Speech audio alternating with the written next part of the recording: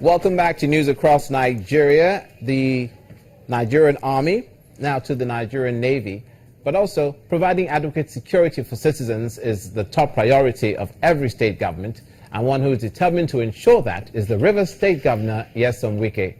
Governor Wike says his administration is determined to end kidnapping, cultism, and other vices and ensure that insecurity becomes a thing of the past.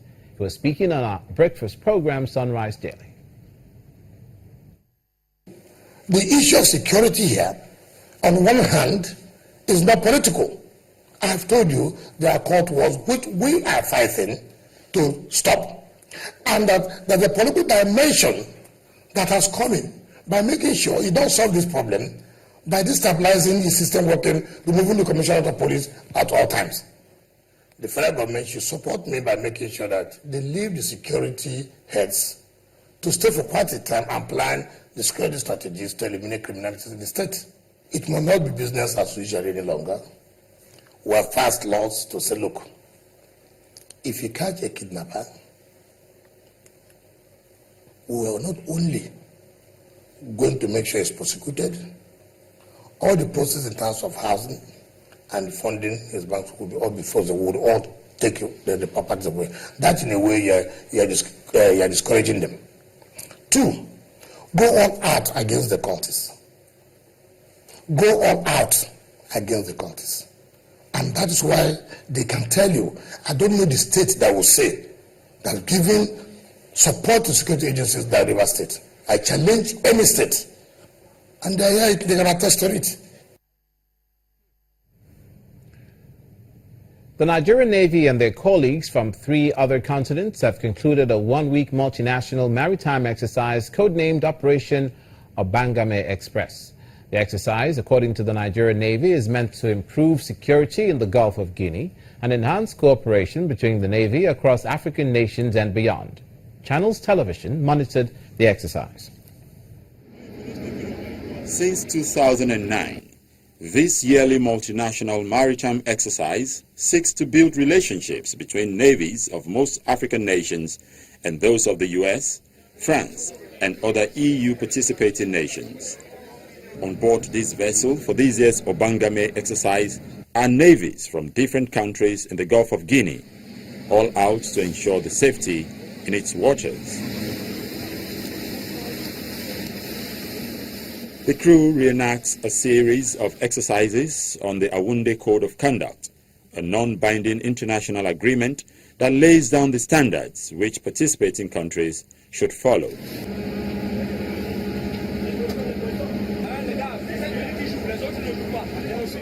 32 different nations and international organizations from 4 continents participated in the visit, search, arrest, rescue, seizure, maintenance, security, and surveillance exercises, including the tactical measures in reclaiming hijacked ships from pirates.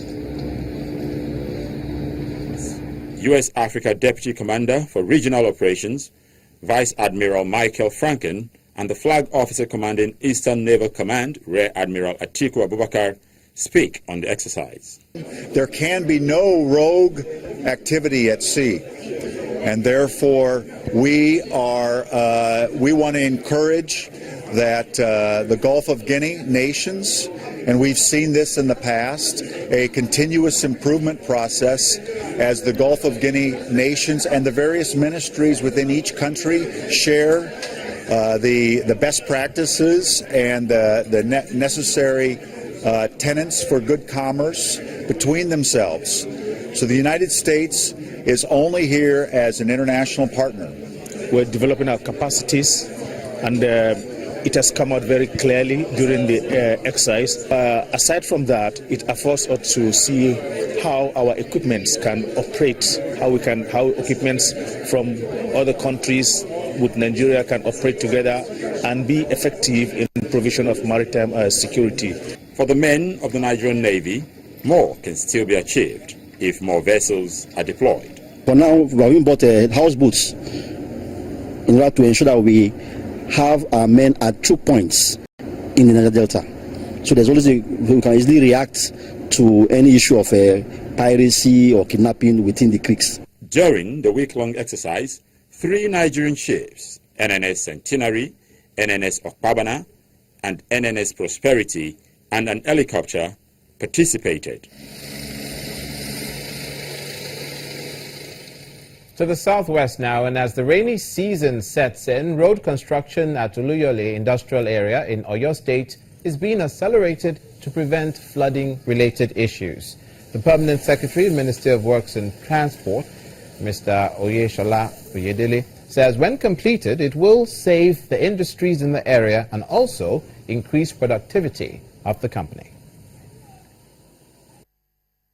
Industry needs to thrive.